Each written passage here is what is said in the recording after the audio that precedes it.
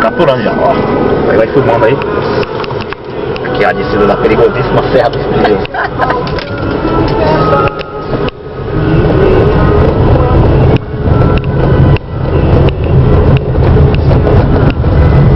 Agora aquele córrego ali, se os outros passarem e forem embora, o que é que nós não para, né?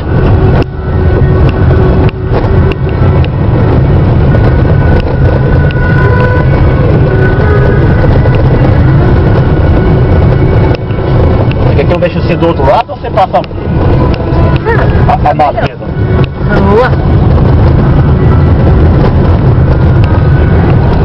Aqui, ó. Se você for lá ou por aqui, deixa eu ver qual dos dois é melhor. Eu tô vendo dois caminhos, né? Eita, e agora? Ai, que coisa mais linda. Só que não tem onde retornar lá não. Tem um fundo de pedra.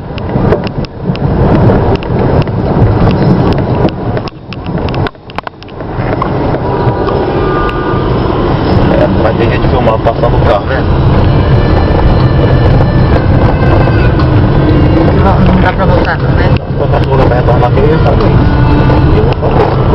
Porque na volta pode não dar pra gente fazer. E muitas coisas eu perdi, deixando pra fazer na volta. Não, na volta eu faço, aí chega. Isso.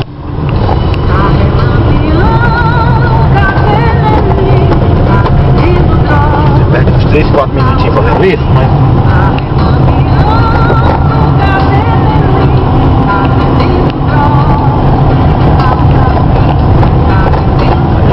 Volto lá rapidinho, deixo você do lado de lá do córrego.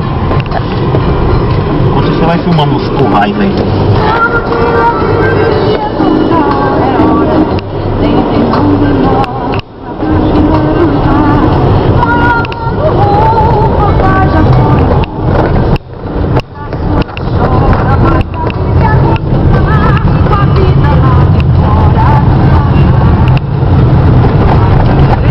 Vai saber que vai sair na...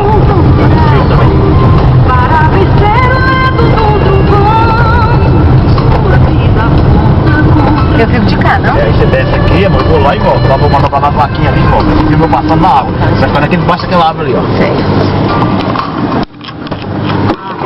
Ele tá filmando, viu?